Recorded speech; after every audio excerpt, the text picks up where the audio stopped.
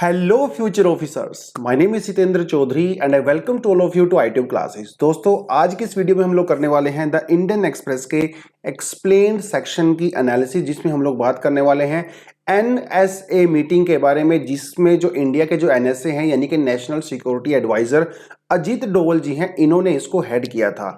कई इंडिया की जो फ्रेंडली कंट्रीज हैं जैसे ईरान है, रशिया है, इन्होंने इसमें पार्टिसिपेट किया था, और भी कंट्रीज हैं। तो इस पूरी मीटिंग का एजेंडा क्या था? इंडिया का जो इंटरेस्ट है अफगानिस्तान के अंदर, या फिर जो ये सारी की सारी कंट्रीज हैं इनका अफगानिस्तान के अंदर क्या इंटरेस्ट है, इंडिया ने ये मूव क्यों लिया है, यहाँ पे कौन कौन सी कंट्री ने पार्टिसिपेट किया है, पाकिस्तान ने और चाइना ने इसमें पार्टिसिपेट करने से मना क्यों किया है, फ्यूचर यहाँ पे क्या होने वाला है, तालिबान को लेके इंडिया क्या पॉइंट ऑफ व्यू रखता है, तालिबान को हम लोगों ने क्यों इनवाइट इस मीटिंग में नहीं किया था, इन सारी की सारी बातों पे हम इस सेक्शन में चर्चा करने वाले हैं। तो इंडियन एक्सप्रेस के एक्सप्लेन्ड सेक्शन जिसके बारे में लोग बात करने वाले हैं, एक्चुअली ये था पूरा मुद्दा कि 10 तारीख को यानी कि कल ये मीटिंग हुई थी न्यू दिल्ली में, उसके बारे में ये पूरी हम लोग बात करने वाले हैं। लेकिन एक बार थोड़ा सा देख लेते हैं कि अफगानिस्तान कहाँ है, इसकी लोकेशन कहाँ है और ओवरऑल जो है वो इशू क्या है। देखिए, अफगानिस्तान की जब हम लोग बात करते हैं तो ये पाकिस्तान का जो है इसके साथ बॉर्डर लगता है। कमेंट सेक्शन में आप मुझे जरूर बताएं कि पाकिस्तान और अफगानिस्तान के बीच में जो बॉर्डर है उसका नाम क्या है। देखिए, यहाँ पे आ जाता है आपका इंडिया, है ना, इधर ये हमारा आ जाता है प्यारा भारत। तो भारत के साथ भी अफगानिस्तान की यहाँ पे बाउंड्री लगती है। इसे जो आप थोड़ा सा देख रहे हो ना, इसे वखान कॉरिडोर बोलते हैं। और यहाँ पे जो है चाइना का जिंगजियांग प्रोविंस है। चाइना के जिंगजियांग प्रोविंस में भी जो है मुस्लिम मेजोरिटी पॉपुलेशन रहती है। चाइना उनको सप्रेस करता है और वहां पे कई सारे ऐसे ग्रुप हैं जो चाइना की जो एस्टेब्लिशमेंट है, जो सरकार है, उसके अगेंस्ट में खड़े होते हैं। चाइना उनको टेररिस्ट ग्रुप बोलता है। तो चाइना अपना उसको डर है, चाइना को लगता है कि कहीं ऐसा ना हो कि वखान कॉरिडोर के तहत इसके थ्रू ट्रैवल करके जो टेररिस्ट लोग हैं यानी कि जो तालिबान या फिर वो जो उसको डिक्लेयर करता है टेररिस्ट ग्रुप, वो आपस में कुछ साठगांठ ना कर ले, तो चाइना के अंदर डिस्टर्बेंस क्रिएट हो सकती है। तो चाइना को भी यहाँ पे थोड़ा सा कंसर्न है।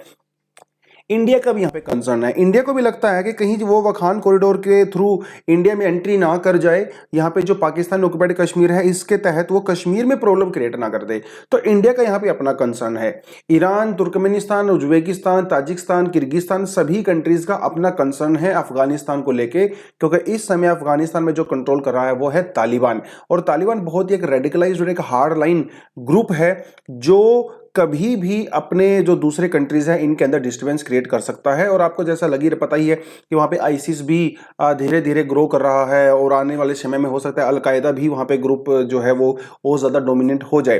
तो अफगानिस्तान को लेकर सबकी चिंताएं यहाँ पे हैं।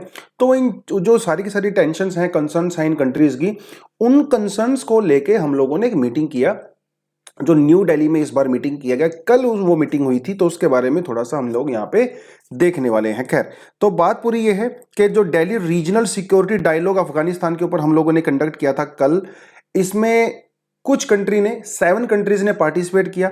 Iran, Russia, Kazakhstan, Kyrgyzstan, Tajikistan, Turkmenistan और उज्बेकिस्तान, इन सभी कंट्री ने इसके अंदर पार्टिसिपेट किया। पाकिस्तान ने और चाइना ने इसमें पार्टिसिपेट नहीं किया है। अब आप सोच रहे होंगे कि क्या ये, अब देखिए तालिबान तो अभी 2020 में आया है ना वहां पे, तो 2020 से पहले भी इन सारी कंट्रीज को जो एनएसएस थे, नेशनल सिक्योरिटी एडवाइजर्स थे, वो पहले भी चर्चा करते थे।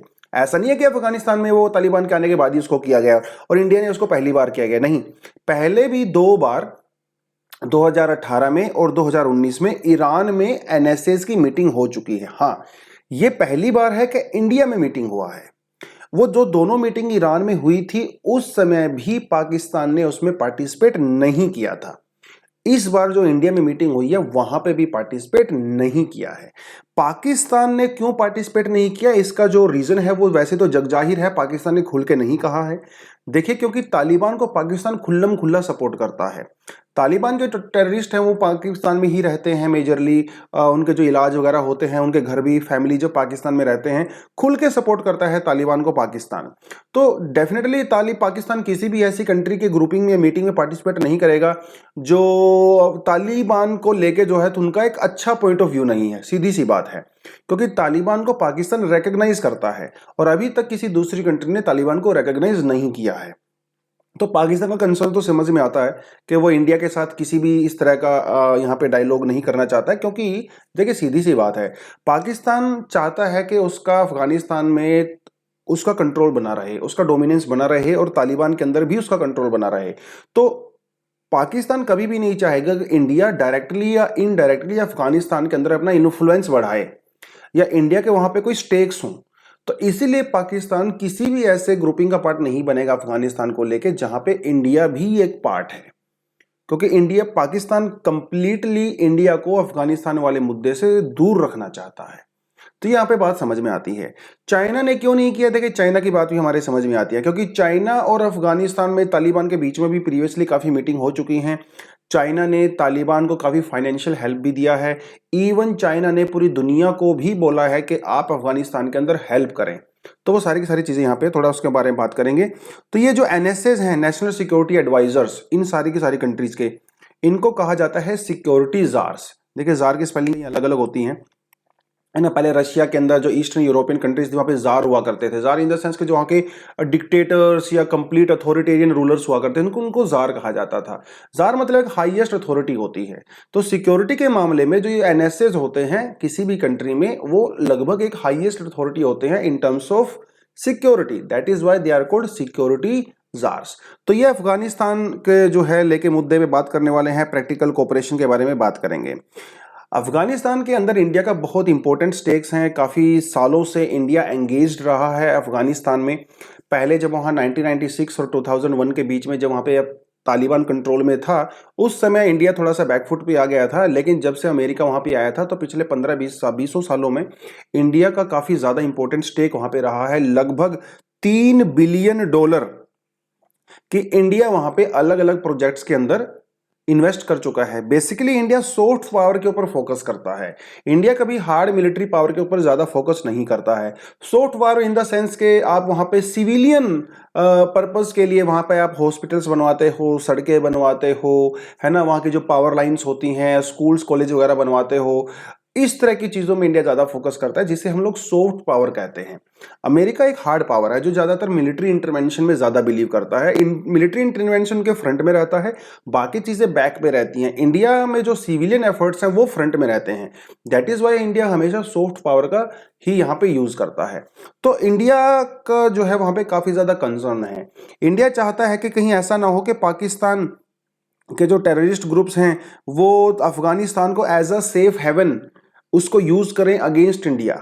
अगर जहां तक इंडिया की स्टेक की बात है तो आप इस पिक्चर में क्लियरली देख सकते हो कि जैसे सलमा डैम वहां पे इंडिया ने बनाया था, वहां के हेरात प्रोविंस के अंदर 42 मेगावाट की बिजली वहां पे पैदा किया जाना था। उसके अलावा अफगानिस्तान की जो पार्लियामेंट थी उसको भी इंडिया ने कंस्ट्रक्ट करके अफगानिस्तान को गिफ्ट किया था।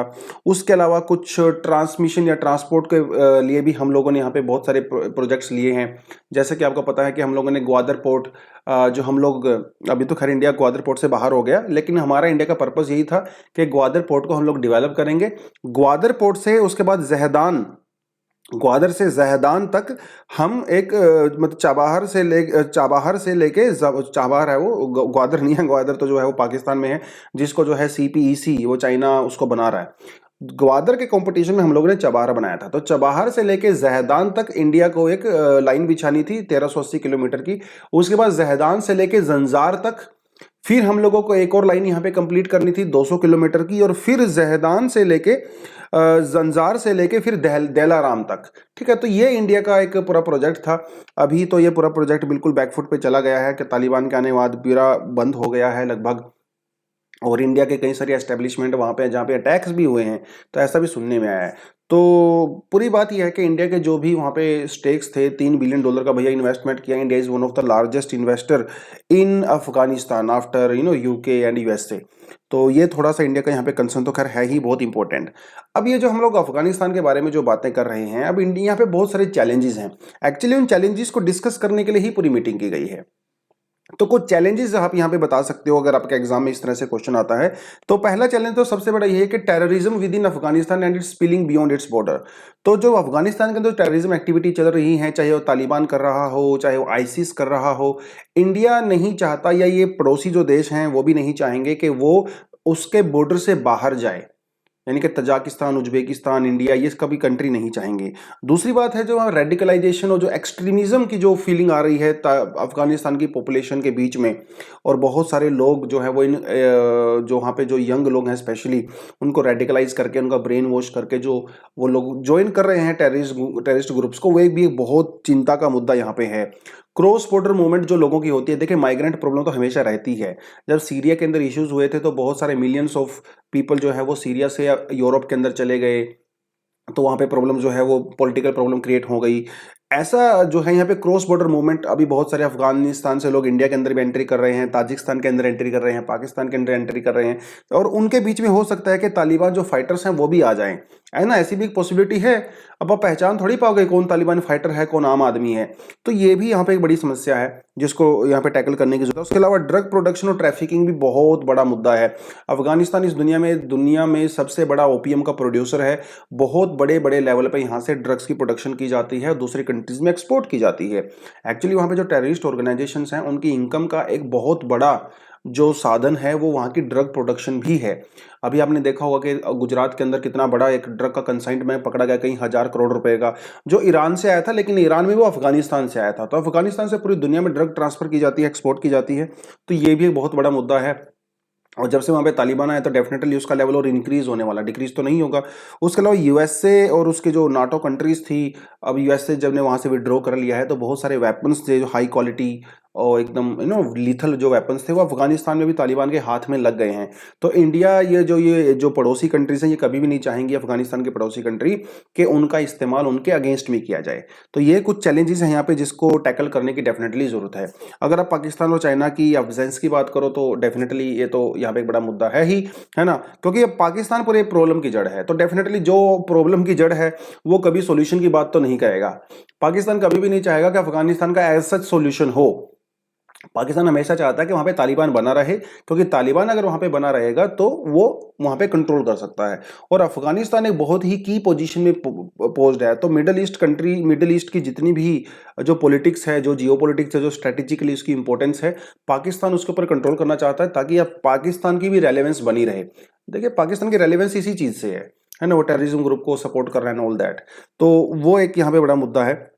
उसके अलावा पाकिस्तान और इंडिया के बीच में जो रिलेशन जो खराब चल रही है वो तो एक है ही।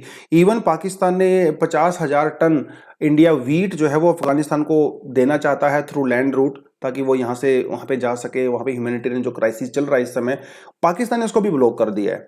तो पाकिस्तान का सीधी सी बात है, उसका सिंपल सा एजेंडा है कि वो किसी भी तरह से इंडिया को वहाँ पे इन्वॉल्व नहीं देखना चाहता। Right, are you getting this point? तो चाइना भी डेफिनेटली हमारे साथ सच अफगानिस्तान को लेकर डिस्कस नहीं करना चाहता। चाइना ने सीधा सीधा बोल दिया कि मेरे पास समय नहीं है इंडिया के साथ इस चीज़ को डिस्कस करने का। लेकिन पाकिस्तान के पास एक लेवरेज है, उसको बेनिफिट मिलता है, क्योंकि चाइना जो है यूनाइटेड नेशन सिक्योरिटी काउंसिल में ही पाकिस्तान को सपोर्ट करता है इन टर्म्स ऑफ इंडिया, पीओके और इन टर्म्स ऑफ अफगानिस्तान। तो ये थोड़ा सा यहाँ पे मुद्दा हो जाता है। अब तालिबान को इंडिया ने डेफिनेटली यहाँ पे इन्वॉल्व नहीं किया है। ये जो पूरी मीटिंग की गई है एनएसएस की, तालिबान को हम लोगों ने इंक्लूड नहीं किया। क्यों नहीं किया? क्योंकि हम लोग तालिबान रिजीम को ऑफिशियली रिकॉग्नाइज नहीं करते हैं। इवन कोई भी कंट्री अभी तक उन्होंने ऑफिशियली अपने वहां पे रिकॉग्नाइज नहीं किया। हालांकि रशिया, चाइना, पाकिस्तान, ईरान, उनकी एम्बेसीज वहां पे चल रही हैं, लेकिन एम्बेसी का चलने का मतलब ये नहीं है कि हम लोगों ने तालिबान को रिकॉग्नाइज कर लिया है। तो क्योंकि उसको रिकॉग्नाइज नहीं किया है इसलिए उसको इन्वाइट भी नहीं भेजा गया है। Are getting this point? Even India ने नहीं, रशिया ने, इन जो बाकी सारी कंट्रीज ने भी उसको ऑफिशियली अभी तक रिकॉग्नाइज नहीं किया है। और इंडिया तालिबान को इन्वाइट इसलिए नहीं किया है क्योंकि इंडिया नहीं दिखाना चाहता पूरी दुनिया का कि वो तालिबान के साथ एक्टिवली इन्वॉल्व है। हालांकि बैक चैनल के थ्रू हम लोग इन्वॉल्व हैं वहाँ पे डेफिनेटली। और सिर्फ तालिबान को ही नहीं, वहाँ पे जो पुराने जैसे हामिद करजई थे या वहाँ के जो पुराने पॉलिटिकल लीडर्स थे उनको भी हम लोगों ने इन्वाइट नहीं किया है। तो इंडिया बेसिकली इस मामले में पूरी तरह से न्यूट्रल रहना चाहता है, क्योंकि अगर वो इंडिया न्यूट्रल नहीं रहेगा, पुराने वाले लीडर्स को इन्वाइट करेगा या तालिबान को इन्वाइट करेगा, तो कहीं ना कहीं ये इंडिया की पोजीशन यहाँ पे बैकफुट पे आ सकती है। ऑलरेडी हम लोग काफी बैकफुट पे हैं जब से वहाँ पे तालिबान आया है। तो इंडिया के इस पूरे मूव की ही उन्होंने बात की है, क्योंकि पाकिस्तान जो है कि आईएसआई जो है वहाँ पे जो हक्कानी नेटवर्क है पूरी तरह से उसको सपोर्ट करता है। है ना। इंडिया ने साफ साफ कह दिया है कि भैया हमारे कई सारे मुद्दे हैं। पहला मुद्दा तो यही है कि अफगानिस्तान की जो धरती है उसको इंडिया के अगेंस्ट में इस्तेमाल ना किया जाए। दूसरी बात यह है कि जो अफगानिस्तान में तालिबान की जो सरकार बनी है, इंडिया चाहता है कि तालिबान वहाँ पे माइनॉरिटीज़ को भी इन्वॉल्व करे, यानी जो सिख हैं, जो हिंदू पॉपुलेशन है, जो दूसरी माइनॉरिटीज़ हैं, उनके जो वेलफेयर है उसकी ध्यान रखे, उनके जो राइट्स हैं उनको प्रोटेक्ट करे। तो इंडिया ये भी चाहता है। उसके अलावा वे फॉरवर्ड यहाँ पे क्या हो सकता है, देखिए मीटिंग हो गया, बातचीत कर लिया, प्रैक्टिकल सॉल्यूशन क्या है और फ्यूचर में यहाँ से हम लोग जो वे फॉरवर्ड है वहाँ पे कैसे जा सकते हैं। देखिए वे फॉरवर्ड तो सीधी सी बात है कि ये जो है, ये जो मीटिंग की गई है ये wide spread and the growing concern दिखाता है। मतलब इसके जो अफगानिस्तान की पड़ोसी कंट्रीज हैं उनके कंसर्न को शो करता है कि सभी के सभी लोग आज के समय में तालिबान को लेकर कंसर्न है। और वो कंसर्न सिर्फ सिक्योरिटी नहीं है, वो कंसर्न ह्यूमैनिटेरियन क्राइसिस भी है। आज के समय में अफगानिस्तान में लगभग भूखमरी वाली सिचुएशन हो गई है। वीमेन के वहाँ पे राइट्स नहीं मिल रहे हैं, एजुकेशन इंस्टीट्यूट्स वो बंद हो गए हैं, और जो वहाँ पे यंग पॉपुलेशन थी वो disease and all that, virus ऊपर से अलग ही यहाँ पे प्रॉब्लम क्रिएट कर रहा है। तो बहुत सारी प्रॉब्लम्स है अफगानिस्तान को लेकर, जिसको लेकर उसके पड़ोसी सबसे ज्यादा कंसर्न है। ठीक है, उसके अलावा जो ये मीटिंग है ये दिखाता है इंडिया की डिजायर, इंडिया की एक ऐसे पोजीशन में खड़ा करता है जहां से इंडिया इंटरेस्टेड है सॉल्यूशन को ढूंढने के लिए। और फ्यूचर डायलॉग्स जो होंगे, फ्यूचर में जो प्रोसेस की जाएंगी वहां पे भी इंडिया एक एंगेज होना चाहता है एक्टिवली, ये मीटिंग ऐसा दिखाता है। और and grouping can be expanded in future, है ना। फ्यूचर में हम लोग यूके को भी इसमें इंक्लूड कर सकते हैं, यूएसए को भी इंक्लूड कर सकते हैं, है ना, दूसरी कंट्रीज को भी इंक्लूड यहाँ पे कर सकते हैं। तो फ्यूचर भी एक्सपेंड इसका कर सकते हैं, ऐसा जरूरी नहीं है कि हमेशा इस ग्रुप के अंदर ये 7 कंट्रीज ही बनी रहेंगी। तो एक वे फॉरवर्ड तो डेफिनेटली, देखिए way forward in the sense के कोई ऐसा नहीं है कि यहाँ पे कोई प्रैक्टिकल सॉल्यूशन आपको मिल गया है, लेकिन बातचीत करने से ही चीजें इंप्रूव होती है ना। तो वो बातचीत की जाती है। जब भी आप इंटरनेशनल रिलेशंस को पढ़ते हो तो आपने एक चीज हमेशा देखी होगी, चाहे वो कंट्रीज आपस में बहुत अच्छे रिलेशन ना हो, लेकिन बिल्कुल बातचीत हमेशा बनी रहती है, और बातचीत करते तभी सॉल्यूशन निकलता है। कोल्ड वॉर के समय में यूएसए और रशिया के बीच में इतनी प्रॉब्लम्स होती थी, लेकिन फिर भी वो यूनाइटेड नेशन सिक्योरिटी काउंसिल के प्लेटफॉर्म को यूज करते थे बातचीत करने के लिए। इंडिया चाइना जैसे अभी हमारे बीच में प्रॉब्लम चल रही है, इसका मतलब ये थोड़ा कि हम लोगों ने बातचीत बंद कर दी है। बातचीत तो फिर भी कहीं ना कहीं कर ही रहे हैं ना, पाकिस्तान के साथ भी हम लोग बैक चैनल्स के थ्रू कहीं ना कहीं बातचीत कर ही रहे हैं। तभी तो फरवरी के महीने से अभी तक वहां पे जो सीज फायर उसका वायलेशन नहीं हुआ है। तो बातचीत करना बहुत जरूरी है। तो डेफिनेटली हम लोग टाइम टू टाइम मिलते रहेंगे, ये सारे के सारे एनालिसिस फ्यूचर में भी। और लेट्स होप के अफगानिस्तान को लेके एक प्रॉपर सॉल्यूशन यहाँ पे निकल सके, क्योंकि अगर अफगानिस्तान के अंदर पीसफुलनेस रहेगी, वहाँ पे शांति बनी रहेगी, तो डेफिनेटली इंडिया के लिए ही नहीं बल्कि पूरी दुनिया के लिए एक यहाँ पे पॉजिटिव सिग्नल यहाँ पे जाता है। So that is all for this video. I hope आपको ठीक ठाक लगा होगा। अगर ठीक ठाक लगता है तो डेफिनेटली आप हमारे चैनल को सब्सक्राइब जरूर करें, वीडियो को लाइक करें, दोस्तों के साथ शेयर करें, और फ्यूचर में हम आपके लिए बढ़िया बढ़िया यहाँ पे कंटेंट लेके आते रहेंगे। तो that is all for the day. Thank you very much, all the best, जय हिंद।